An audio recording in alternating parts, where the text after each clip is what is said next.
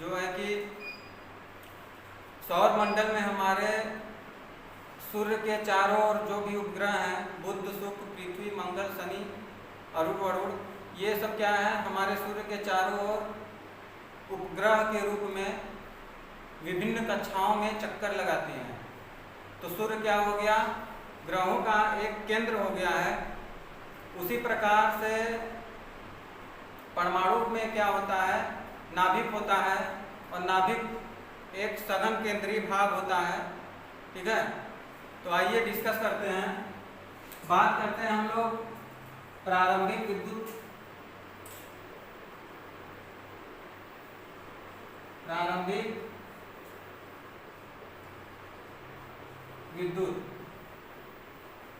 अब इसमें हमारा है टॉपिक परमाणु संरचना। तो ये परमाणु संरचना, जैसा हमारा अगर कोई परमाणु है, पदार्थ में परमाणु है। अब परमाणु के बीच में क्या है, सघन केंद्रीय भाग, ये हमारा क्या है, नाभिक होता है। नाभिक एक केंद्रीय भाग होता है जिसके अंदर क्या होते हैं, हमारे प्रोटॉन्स और न्यूट्रॉन्स होते हैं। प्रोटॉन व न्यूट्रॉन होते हैं। ठीक, तो प्रोटॉन क्या होता है उसके बारे में देखते हैं।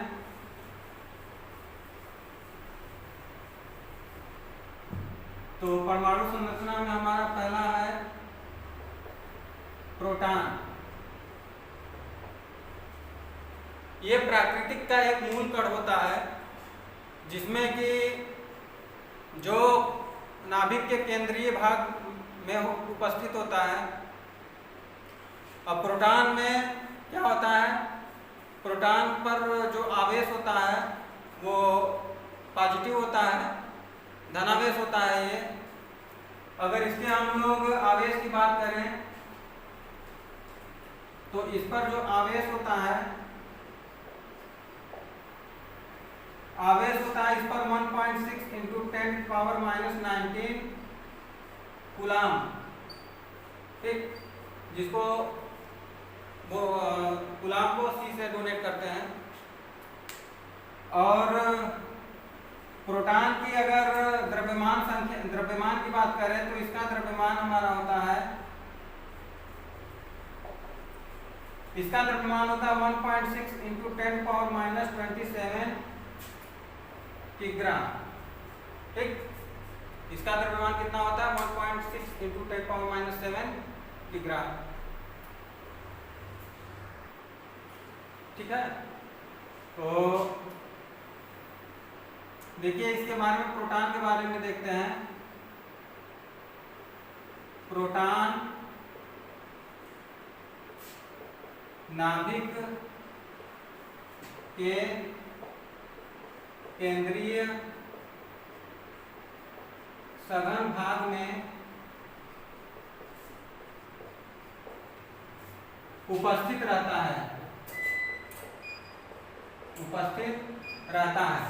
ठीक, और प्रोटॉन का जो होता है द्रव्यमान, प्रोटॉन का द्रव्यमान इलेक्ट्रॉन के द्रव्यमान का 1840 गुना होता है। इसका मतलब मास ऑफ प्रोटॉन बराबर मास ऑफ इलेक्ट्रॉन, कितने के, 1840। ठीक, तो ये हमारा हो गया, एक फार्मूला बन गया। तो इसमें एक चीज ये भी दिखाइए कि जो हमारा प्रोटॉनों पर जो आवेश रहता है, सेम आवेश हमारा इलेक्ट्रॉन पर होता है। बस ये क्या होता है अंतर, ये हमारा पॉजिटिव चार्ज होता है। ठीक, ये हमारा क्या होता है, पॉजिटिव चार्ज होता है, और इलेक्ट्रॉन हमारा क्या होता है, निगेटिव चार्ज होता है। ठीक, तो आइए अब प्रोटॉन के बाद हम लोग न्यूट्रॉन की तरफ चलते हैं। तो देखिए न्यूट्रॉन क्या होता है। न्यूट्रॉन भी एक प्राकृतिक का मूल कण होता है, जो कि नाभिक के केंद्रीय सघन भाग में ये भी पाया जाता है। लेकिन ये क्या होता है, ये आवेश रहित होता है। ठीक, न्यूट्रॉन मतलब न्यूट्रल, जिस पर कोई आवेश ना हो, वो हमारा क्या है, न्यूट्रॉन है। तो न्यूट्रॉन पर कोई भी आवेश नहीं होता है। तो न्यूट्रॉन के बारे में हम देख लेते हैं।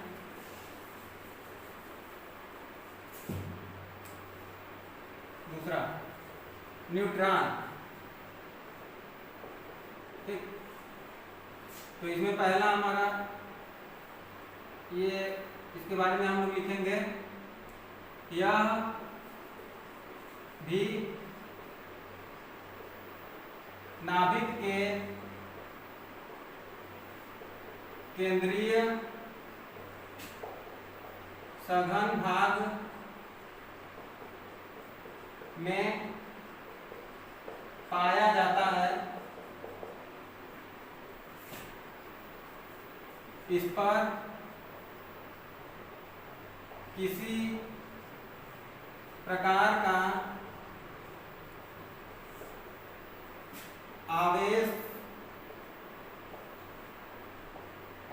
नहीं होता है। इस पर किसी प्रकार का आवेश नहीं होता है और इसका ना ही इसका कोई द्रव्यमान नहीं होता है।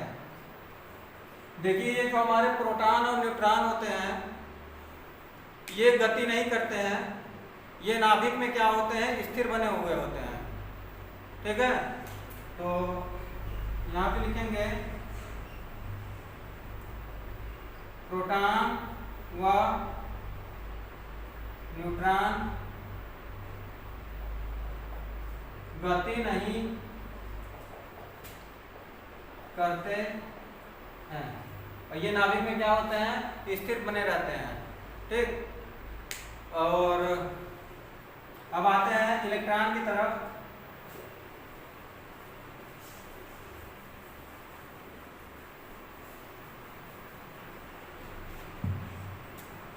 तो तीसरा पार्ट हमारा है इलेक्ट्रॉन। सबसे महत्वपूर्ण चीज यही है इलेक्ट्रॉन। इलेक्ट्रॉन क्या होता है, जैसे हमारा ये परमाणु है, परमाणु के अंदर नाभिक है, नाभिक के अंदर प्रोटॉन और न्यूट्रॉन तो स्थिर है। लेकिन इस नाभिक को अगर बाहर निकाला जाए, ये हमारा नाभिक है। ठीक, इस नाभिक को अगर हम लोग बाहर निकाल के देखें तो नाभिक के चारों ओर कई कक्षाएं होती हैं। ठीक, इसमें कई कक्षाएं होती है जिसमें इलेक्ट्रॉन मूव करता है। उसको मैं आगे बताऊंगा कौन कौन सी कक्षा है। तो यहाँ पे बस इतना समझ लीजिए कि इलेक्ट्रॉन क्या होता है। इलेक्ट्रॉन एक मूल कण होता है, प्राकृतिक मूल कण होता है। प्राकृतिक में ये भी एक मूल कण के रूप में ही पाया जाता है। और ये क्या होता है, नाभिक के चारों ओर विभिन्न कक्षाओं में गति करता है। ठीक, और इलेक्ट्रॉन दो प्रकार के होते हैं। हमारा एक होता है मुक्त इलेक्ट्रॉन, एक होता है हमारा संयोजी इलेक्ट्रॉन। तो इसमें हम लोग डाल देंगे हेडिंग। इलेक्ट्रॉन हमारे कौन कौन से होते हैं। पहला हमारा मुक्त इलेक्ट्रॉन और दूसरा हमारा हो जाएगा संयोजी इलेक्ट्रॉन। ठीक, मुक्त इलेक्ट्रॉन और संयोजी इलेक्ट्रॉन। देखिए मूल जो हमारा मुक्त इलेक्ट्रॉन होता है वो रासायनिक क्रिया में भाग नहीं लेता है। ठीक, यानी कि अगर हमारा कोई जैसे कि हीलियम हो गया, तो हीलियम का परमाणु संख्या हमारा 2 होता है, परमाणु क्रमांक। और हीलियम की को अगर हम लोग लिखेंगे तो 1s2। ठीक, तो यानी कि इसमें हम लोग हमारी जो कक्षाएं होती हैं, कक्षाएं खैर मैं आगे बताऊंगा, तो देख लीजिए यहाँ पे कक्षाएं हमारी होती हैं के एल एम, ठीक, इसी तरीके से यहाँ आगे बढ़ती जाती हैं। तो पहली हमारी कक्षा होती है के, दूसरी कक्षा होती है एल, तीसरी कक्षा होती है एम, चौथी कक्षा होती है एन, ठीक, इसी तरीके से होती है। और इसमें इलेक्ट्रॉनों का जो संख्या है उसको सीमित रखा गया है।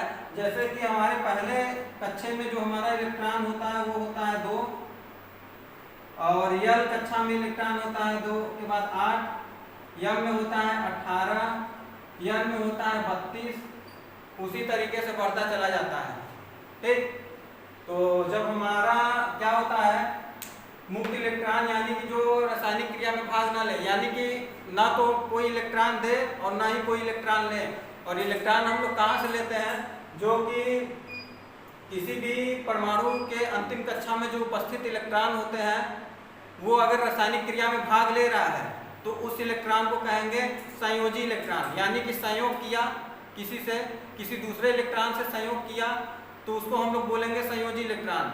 अगर वो क्या करेगा, संयोग नहीं करेगा, उसका अगर कक्षा पूर्ण है तो वो क्या करेगा, इलेक्ट्रॉन से संयोग नहीं करेगा, तो उसको हम लोग क्या कहेंगे, मुक्त इलेक्ट्रॉन। यानी कि जो संयोग करेगा उसको संयोजी इलेक्ट्रॉन, और जो संयोग नहीं करेगा किसी भी इलेक्ट्रॉनों से तो उसको क्या कहेंगे, मुक्त इलेक्ट्रॉन, ठीक। तो मुक्त, जैसे हम हीलियम की बात किए हैं यहाँ पे, तो हीलियम की अंतिम कक्षा में हमारा परमाणु संख्या इसका 2 होता है, तो इसकी अंतिम कक्षा में कितने इलेक्ट्रॉन होंगे, 2, क्योंकि किसी भी कक्षा में जो है हमारा अंतिम कक्षा में इलेक्ट्रॉन जो है वो 2 है। हमारा पहला कक्षा पूर्ण होगा, उसके बाद दूसरी कक्षा में अगर हमारे पास 6 इलेक्ट्रॉन है, जैसे कि जो कार्बन होता है, कार्बन के परमाणु संख्या हमारी 6 होती है, तो इसके पहले कक्षा में 2 इलेक्ट्रॉन होगा, दूसरे कक्षा में क्या होगा, 4 इलेक्ट्रॉन होगा। यानी कि पहली कक्षा जब पूर्ण होगी तभी इलेक्ट्रॉन जो बचेंगे वो दूसरी कक्षा में जाएंगे, और दूसरी कक्षा में अगर 8 हो गया और उसके बाद भी इलेक्ट्रॉन बच रहे हैं तो वो तीसरी कक्षा में जाएंगे, ठीक। तो उसी प्रकार देखिए यहाँ पे हीलियम के पास तो 2 ही है, और वो भी 2 क्या है, पहली कक्षा में पूर्ण हो गया। हीलियम के पास 2 इलेक्ट्रॉन है और वो क्या है, पहली कक्षा में पूर्ण हो गया, इलेक्ट्रॉन बचे नहीं बचे ना, तो ये क्या है, हमारा जो इलेक्ट्रॉन कहलाएगा वो मुक्त इलेक्ट्रॉन कहलाएगा, ठीक। तो इसमें लिख लीजिए, मुक्त इलेक्ट्रॉन वे इलेक्ट्रॉन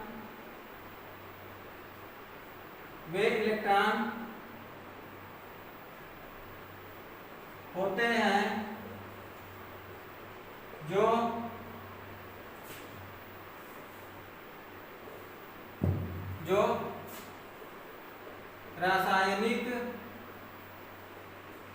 जो रासायनिक क्रिया में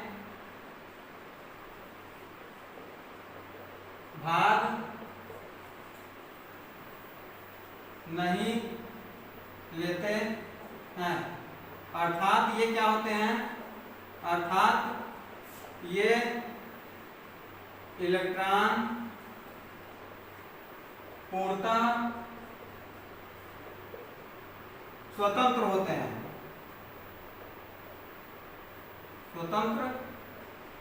हैं, ठीक। ये क्या होते हैं, इलेक्ट्रॉन पूर्णतः स्वतंत्र होते हैं। अब संयोजी इलेक्ट्रॉन के बारे में अगर हम लोग देखेंगे, दूसरा हमारा सेकेंड, संयोजी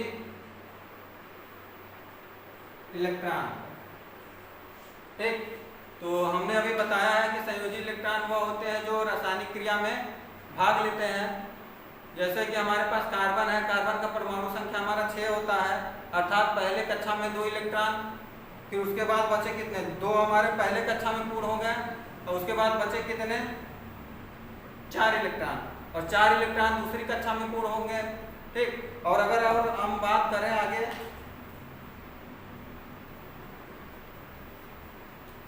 अगर हम लोग और बात करें, जैसे कि अगर कॉपर की बात करें, तो कॉपर का परमाणु संख्या हमारा होता है, परमाणु क्रमांक हमारा होता है, क्या होता है, 29, ठीक।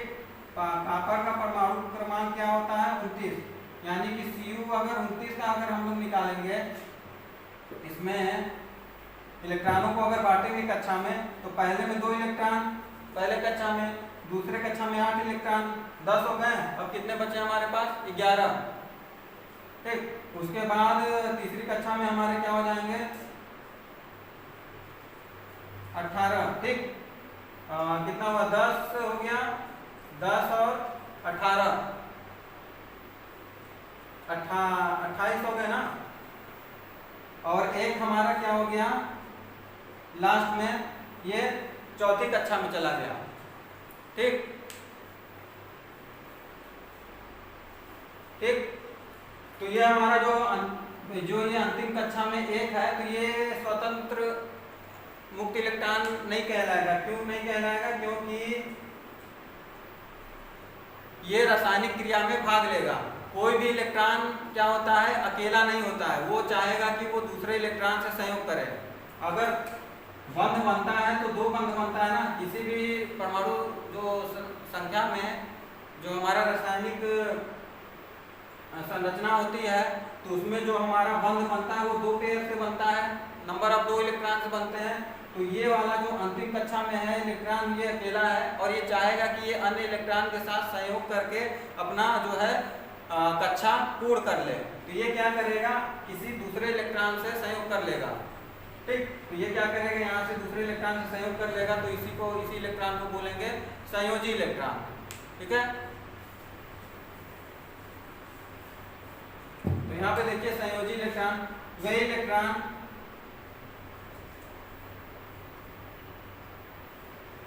जो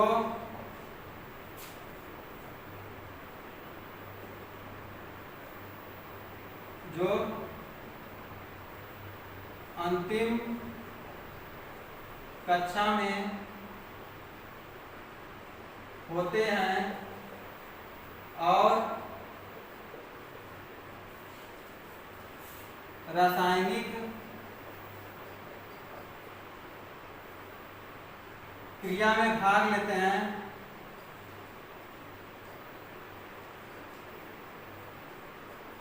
संयोजी इलेक्ट्रॉन कहलाते हैं। ठीक, संयोजी इलेक्ट्रॉन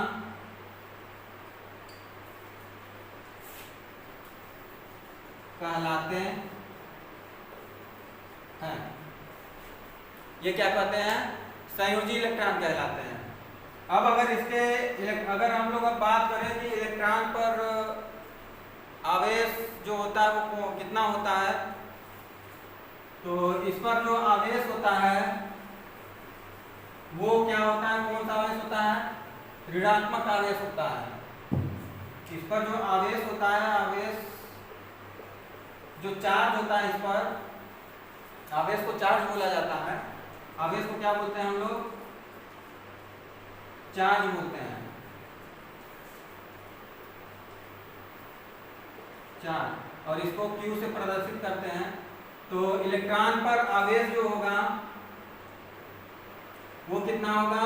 -1.6 × 10⁻⁻19 कूलम। ठीक है, और इसका जो इलेक्ट्रॉन का द्रव्यमान होगा, इलेक्ट्रॉन का द्रव्यमान जो होगा, यानी कि मास ऑफ इलेक्ट्रॉन जो कितना होगा? 1.9 × 10⁻⁻31 किग्राम। इतना इसका द्रव्यमान होता है।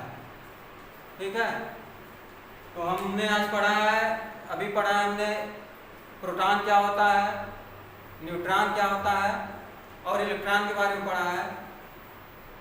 तो इसका जो खोजकर्ता थे, जैसे कि मैं आपको आज एक याद करने का एक ट्रिक बताता हूँ। जैसे इलेक्ट्रॉन की खोज और प्रोटॉन की खोज और न्यूट्रॉन की खोज, इलेक्ट्रॉन, प्रोटॉन और न्यूट्रॉन 3 होते हैं।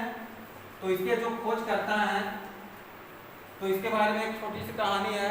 एक वैज्ञानिक थे, वो क्या किए थे? इलेक्ट्रॉन को खोजने निकल गए और उनके हाथ में क्या था? एक टॉर्च था। क्या था? Torch, TORCH।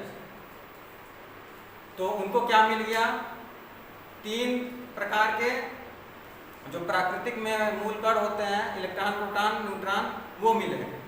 तो इलेक्ट्रॉन भी मिले उनको, क्या मिले उनको? इलेक्ट्रॉन मिले, प्रोटॉन मिले और न्यूट्रॉन मिले। तो इलेक्ट्रॉन का खोजकर्ता कौन था? टॉर्च से हम लोग देखेंगे तो टी से हो गया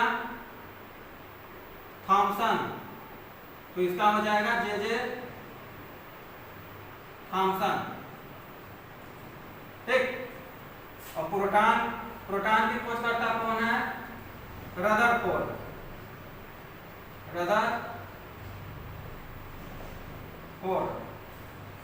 प्रोटॉन के खोजकर्ता कौन हो जाएंगे? रदरफोर्ड। और हमारा जो लास्ट बच रहा है न्यूट्रॉन की खोजकर्ता CH से हो जाएगा हमारा चैडविक ने की थी, ठीक। तो TO से हो जाएगा थॉमसन, और R से हो जाएगा रदरफोर्ड, और CH से हो जाएगा चैडविक। तो ये हमारे हो गए टॉर्च, ठीक है। तो अब चलिए आगे चलते हैं, परमाणु संरचना के बारे में देखते हैं, उनकी कक्षाओं के बारे में देखते हैं।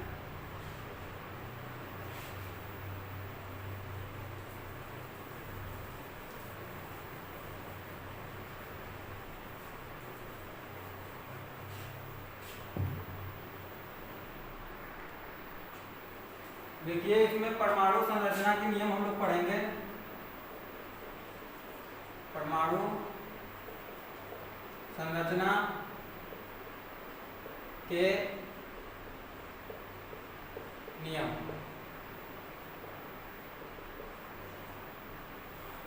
तो परमाणु संरचना के नियम में जैसे कि इसमें देखते हैं कि हमारा जो कोई भी पदार्थ होता है, वो परमाणु जो भी होता है हमारा, वो पूर्ण रूप से अगर सामान्य अवस्था में है तो उदासीन होगा, क्योंकि इसमें प्रोटॉनों की संख्या और इलेक्ट्रॉनों की संख्या सामान्य अवस्था में बराबर होती है, और दोनों चार्ज एक दूसरे को न्यूट्रलाइज कर देते हैं, ठीक है।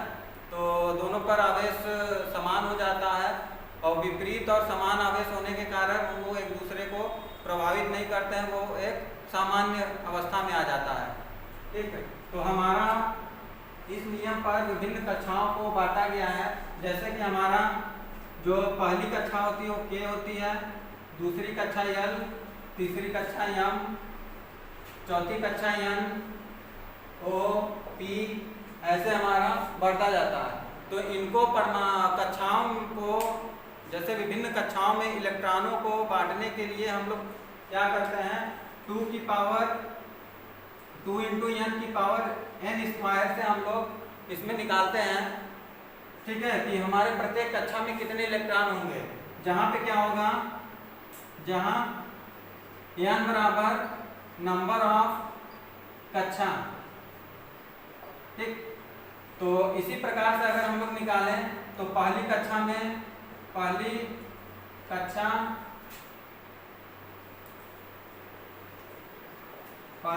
में इलेक्ट्रॉन कितने होंगे,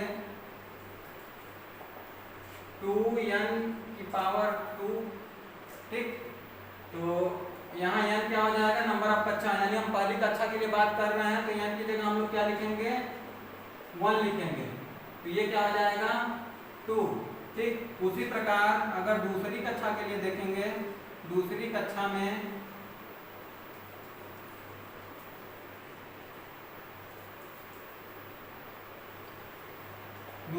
अगर इलेक्ट्रॉन लिखेंगे तो 2n स्क्वायर से अगर हम लोग निकालेंगे तो n बराबर हम लोग 2 रख देंगे, क्योंकि n किसको प्रदर्शित कर रहा है, कक्षा को प्रदर्शित कर रहा है। तो 2 into 2 की पावर 2, यानी 2 into 4 बराबर क्या हो जाएगा, 8, ठीक। उसी प्रकार तीसरी कक्षा के लिए अगर हम लोग देखेंगे, तीसरी कक्षा में इलेक्ट्रॉन हमारे हो जाएंगे 2n स्क्वायर से देखेंगे, 2 into n की जगह हम लोग क्या रख देंगे, 3। तो ये हमारा हो जाएगा 2 गुणे 9, तो क्या हो जाएगा 18 इलेक्ट्रॉन। और उसी प्रकार अगर चौथी कक्षा में देखेंगे इलेक्ट्रॉनों की संख्या, चौथी कक्षा में